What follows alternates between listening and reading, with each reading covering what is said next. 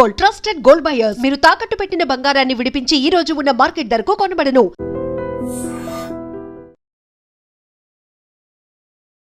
నమస్తే రమ్మగారు. నమస్తే జయ. రమ్మగారు, మనము కాశీ మజిలీలో విక్రమార్కుడి కథలు చెప్పుకుంటా ఉన్నాము కదా. ఫస్ట్ భాగం అయిపోయింది, రెండో భాగంలో ఉన్నాము. మరి విక్రమార్కుడు ఏం చేశాడు? బ్రాహ్మణులను ఉద్ధరించాడు. అక్కడి నుంచి ఉత్తర దిక్కుగా ప్రయాణం మొదలుపెట్టాడు. ఓకే. వెళ్తూ ఒక అగ్రహారాన్ని చేరుకున్నాడు. ఈ అగ్రహారంలో ఒక బ్రాహ్మణ ఆయన ఎవరు ఎదురుపడ్డారు. ఈయన అడిగాడు, ఉత్తరం వైపు ఏమైనా గ్రామాలు ఉన్నాయా అని విక్రమార్కుడు అడిగితే, దగ్గరలో ఏమీ గ్రామాలు లేవు, ఈ పూటకు మా దగ్గర ఉండండి, రేపు రోజంతా ప్రయాణిస్తే తర్వాత మీరు అవతలకి చేరతారని చెప్పాడు. సరే, వాళ్ళ ఇంటికి వెళ్ళాడు. ఆ బ్రాహ్మణ ఆయన, ఆ కుర్రవాడే, ఎక్కువ వయసు లేదు, 30-35 సంవత్సరాలే ఉంటాయి. సరే, వంట చేశాడు, విక్రమార్కుడికి భోజనం పెట్టాడు. విక్రమార్కుడు ఆశ్చర్యంగా అడిగాడు, అంటే మీ ఇంట్లో స్త్రీలు ఎవరు లేరా, మీరే చేసుకుంటున్నారంటే, లేదు, నేను బాగా చదువుకున్నాను, అన్ని శాస్త్రం అంతా చదువుకోవటం అయ్యాక కామశాస్త్రం కూడా చదువుదామని, అది కూడా చదువుకున్నాక నాకు ఒక అపురూప సౌందర్యవతిని వివాహం చేసుకోవాలని వచ్చింది మనసు. దానికోసం చాలా ప్రయత్నం చేశాను. ఒకానొక మాధవర్మ అనే ఒక సిద్ధుడిని, మిత్రగుప్తుడు ఇతని పేరు, నా పేరు మిత్రగుప్తుడు అని చెప్పాడు. ఈ మాధవర్మ అనే ఒక సిద్ధుడి దగ్గరికి వెళ్ళాను.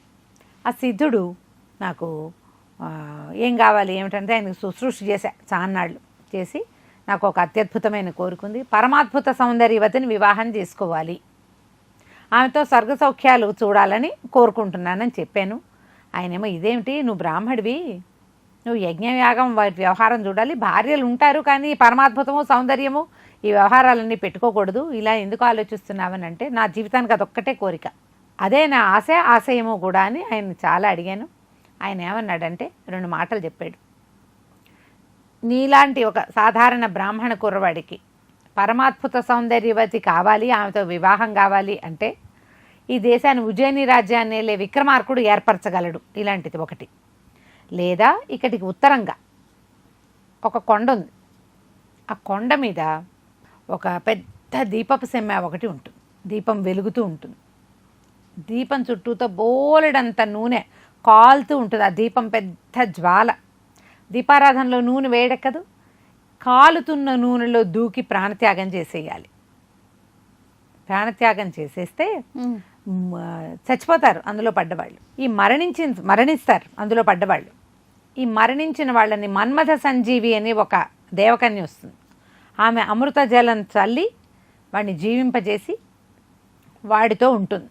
ఇది ఒక అమ్మవారి దేవస్థానంలో ఉన్నది ఇలాంటిది, అక్కడ గోడ మీద రాసి ఉంటుంది, ఈ దీపపు సెమ్మలో ఎవరైతే ప్రాణం విడుస్తారో వాడికి దేవకన్య లభిస్తుంది అని. ఇక అక్కడికి వాళ్ళు ఉన్న ప్రాంతానికి ఒక 50 ఆమడల తర్వాత ఆ కొండ ఉంది, అక్కడ ఒక అమ్మవారి దేవస్థానం, అక్కడున్న ఈ దీపం. నాకు చాలా ఆశ పుట్టింది, ఇక్కడి నుంచి విక్రమార్కుడి దగ్గరికి వెళ్ళటం బదులు కొండెక్కితే సరిపోతుంది కదా, అందుకని నేను ఆ మహేంద్రగిరికి ఎక్కాను. అమ్మవారి దర్శనం చేసుకుని అక్కడ పెద్ద దీపస్తంభం ఉంది, పెద్ద మహా అద్భుతమైన జ్వాలగా దీపారాధన వెలుగుతూ ఉంటుంది. దాని దగ్గరికి వెళ్తే ఆ నెయ్యి ఆవిర్లు వస్తున్న ఆ నూనె ఒక చిందుబడి ఇదిగో అని చూపించాడు, కాలింది. భయమేసింది నాకు.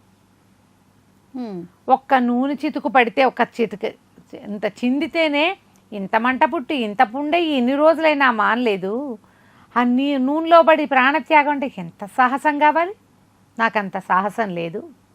దండం పెట్టి దిగొచ్చేసాను, విక్రమార్కుడి దగ్గరికి వెళ్ళాలి, అది ఏనాడు కుదురుతుందో అని చెప్పేశారు కలవి. ఈయనకి ఇట్లాంటివి వింటే విక్రమార్కుడు ఆగదు ముందే. అదే కదా. సరే, అయితే మిత్రగుప్త, నువ్వు చాలా మంచివాడివి, ఇప్పుడు భోజనం పెట్టావు, నాకు ఆశ్రయం ఇచ్చావు, రేపొద్దున మనం ఆ మహేంద్రగిరి చూద్దామా అన్నాడు. చూసి రావడానికి ఏముంది, ఇప్పుడు ఇవి వచ్చిన వాడు కూడా, నాకు కూడా అద్భుతమైన అందగత్తె కావాలి, నేను దేవకన్యను చూస్తా, నాకు అమృత జలం కావాలంటే వీడు వద్దో కాదో చెప్పేవాడు. ఈయనేమో నేను బాటసారినని, ఉత్తరపు దిక్కుకు ప్రయాణం చేస్తున్నానని చెప్పాడు. మనిషి చూస్తే నిద్దాగా స్థిమితంగా ఉన్నాడు. ఆ వింతేమిటో చూద్దామన్న కోరికను వెలిపుచ్చాడు తప్ప నేను ట్రై చేస్తా అని చెప్పట్లేదు. చూడ్డానికి ఏముంది, మహేంద్రగిరి ఇక్కడే కదా, సరే వెళ్దాం అనుకున్నారు. సరే, మర్నాడు ఉదయం బయలుదేరి మెల్లిగా మహేంద్రగిరి ఎక్కితే అమ్మవారి దర్శనం చేశారు. బ్రహ్మాండమైన త్రైలోక్యపావని అమ్మవారి దేవాలయం అది, ఎంత బాగుందో. అక్కడి నుంచి దీపప్సెమ ఎంత ఉంది, 5-6 మనుషుల నిలువున ఎత్తు, అంత పెద్దది. ఆ దీపస్తంభం పైకి వెళ్ళటానికి మెట్లు కూడా ఉన్నాయి. దండం పెట్టుకోవడానికి. అంతా చూశారు. దగ్గర నిలబడ్డాడు విక్రమార్కుడు. ఒక్కసారి చూశాడు అటు ఇటు చుట్టుపక్కల, ఆ దీపానికి నమస్కారం చేశాడు. ఈ మిత్రగుప్తుడు చూస్తుండగానే జయ మహాకాళి అనడం ఏమిటి, ఒక్క దూకాడు దీపంలోకి. ఆ దీపంలో ఉన్న నూనెంతా సల సల సల సల కాలిపోతుంది. ఇక తను నీళ్ళలో పడ్డం ఏంటంటే ఆ నూనెలో క్షణాల్లో ఉడికిపోయింది శరీరం అంతా. ఆ జ్వాలలోంచి ఒక పరమాద్భుత సౌందర్య రాశి అయిన ఒక ఆవిడ బయటకు వచ్చింది. ఒక కలశం పట్టుకొచ్చింది. ఆ కలశంలో ఉన్న జలాన్ని విక్రమార్కుడి ఉడికిపోయిన అతని శరీరం మీద చల్లింది. లేచి కూర్చున్నాడు విక్రమార్కుడు. ఆవిడ నవ్వు మొహంతో అతను చేయి పట్టుకుని ఆ సెమ్మె మీద నుంచి కిందకి దింపింది. సాహో యువకుడా, నువ్వు ఎంతో సాహసివి. ఇంత సాహసం చేయగలిగే వాడికి నా పేరు మన్మథ సంజీవి. ఎవరైతే ఇట్లా పరమాద్భుత సౌందర్యవతి అయిన స్త్రీ కావాలని కోరుకుంటారో వాడు సాహసి అయితేనే వాడికి అది లభిస్తుంది. అమ్మవారి ఆజ్ఞతోటి నేను ఇక్కడ ఉన్నాను, ఇదిగో నేను నీ సొంతం అని చెప్పేసరికల్లా విక్రమార్కుడు అన్నాడు, ఓ నమస్కారం చేసి, ఓ మన్మథ సంజీవి మాత నీకు నమస్కారం. మిత్రగుప్తుడు ఈ బ్రాహ్మణుడు, ఇతనికి పరమాద్భుత సౌందర్యవతితో వివాహం కావాలని కోరిక. అతని కోరిక తీర్చడం కోసం నేను ఈ ప్రయత్నం చేశాను, కానీ నా కోసం చెయ్యల. ఓకే, కాబట్టి నువ్వు ఇతన్ని వరించు, నా కోసం నువ్వు ఇతనితోటి జీవించు అని చెప్పాడు. ప్రజలందరూ నోరు తెచ్చుకుని చూస్తుండగా ఆ చక్కగా గుండు పిలక శాస్త్రోక్తంగా పంచకట్టుకుని విభూతి పిండికట్లు ధరించిన మిత్రగుప్తుడిని అతని మెడలో దండేసింది మన్మథ సంజీవి అనే దేవకన్య. అతను ఆశ్చర్యపోతూ ఉన్నాడు.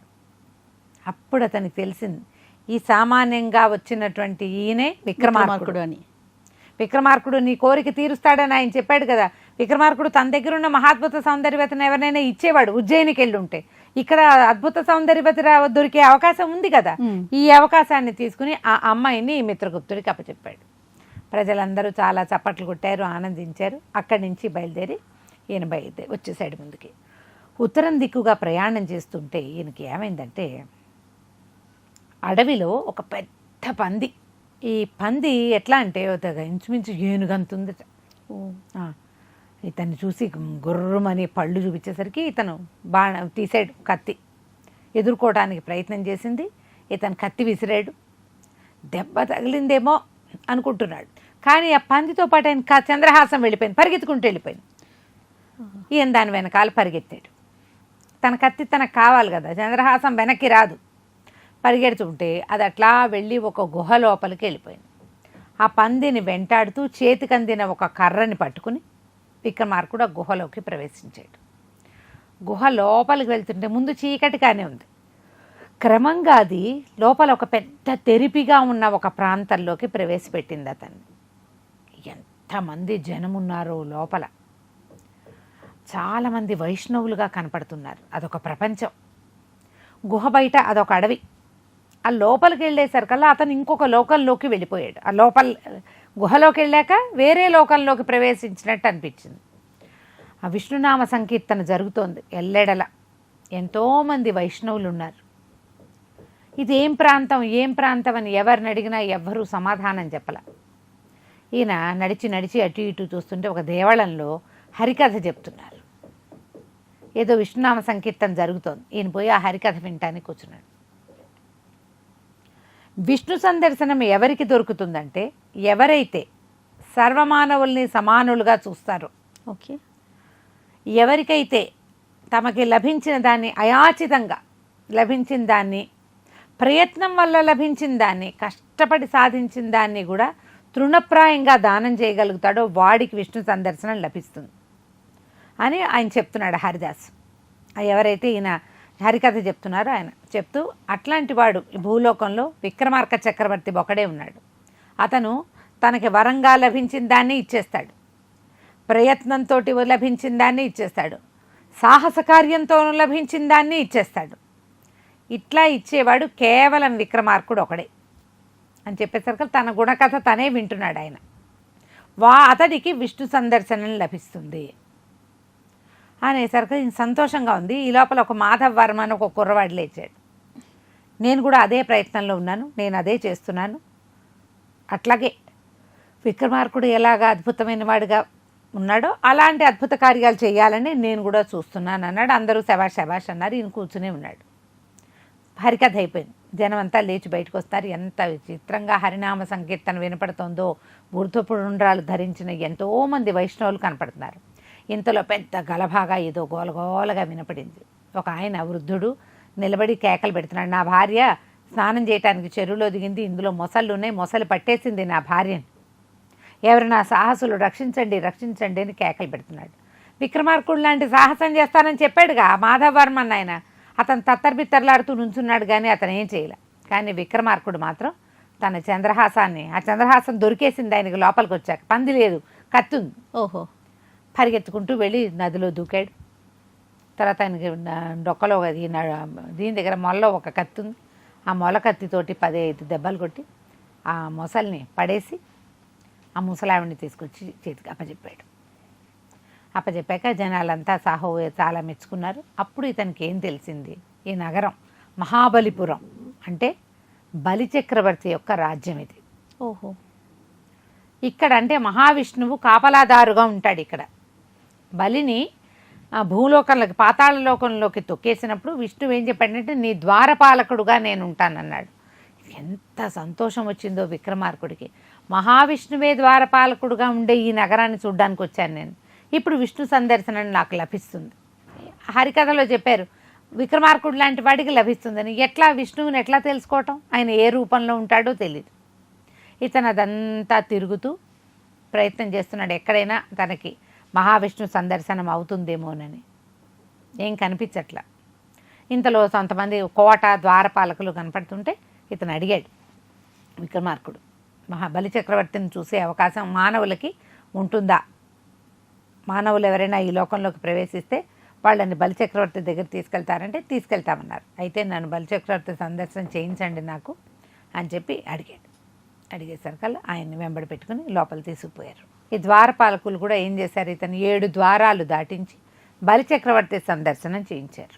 చేయించాక ఈయన తన పరిచయం చేసుకున్నాడు. నన్ను విక్రమార్కుడు అంటారు, నేను ఒక పందిని తరుముతూ లోపలికి వచ్చాను. ఇక్కడికి వచ్చాక ఇక్కడ ఉన్న వైష్ణవ సమాజం అంతా చూసి చాలా సంతోషం కలిగింది. నీ గుణకథలన్నీ మేము వింటున్నాము, నువ్వు ఎంత అద్భుతమైన వాడివో.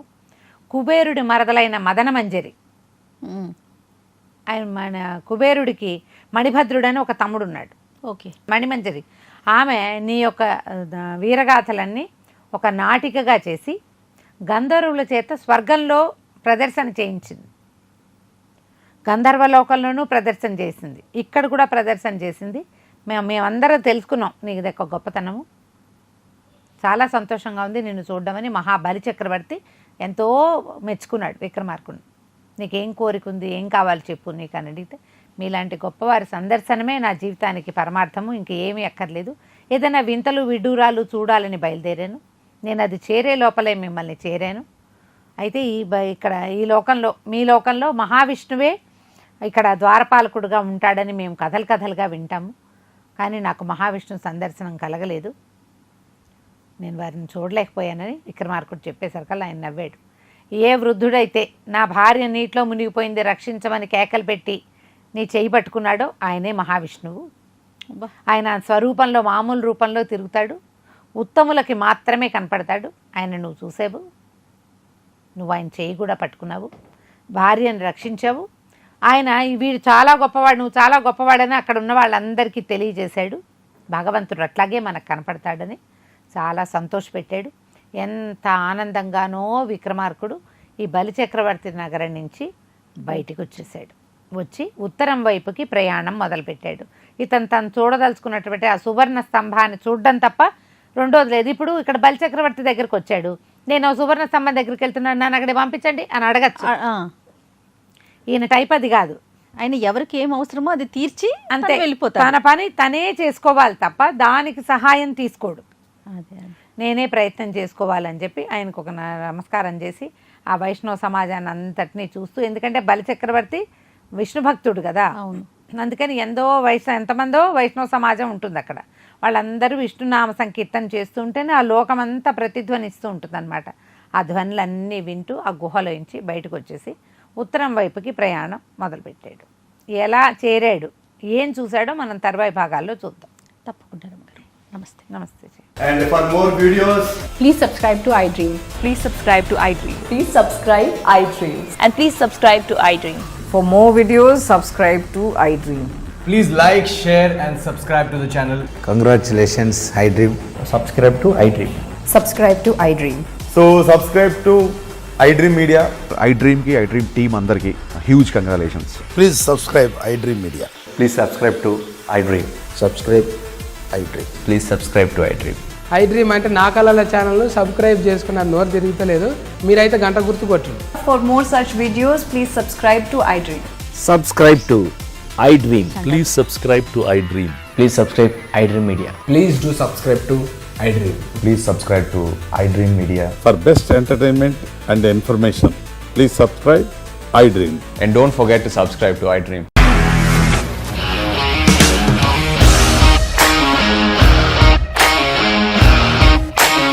ఇండస్ట్రీలో కమిట్మెంట్ ఇష్యూస్ వస్తే నీకు కూడా వచ్చినట్టు మార్నింగ్ తీసుకెళ్ళాలంటే కొట్టి పడేసారు.